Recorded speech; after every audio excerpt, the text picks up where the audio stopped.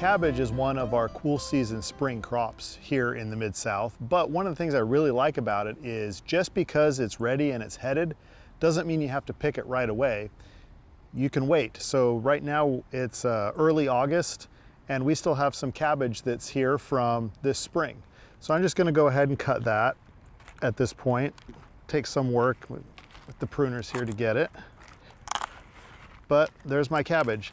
Now, because it is a little older and it's been out here a little while, you might have some damage from various cabbage eating insects and worms.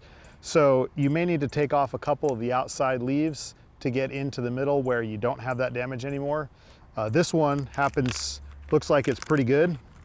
And so we can just take this in, wash it off, and eat it for dinner.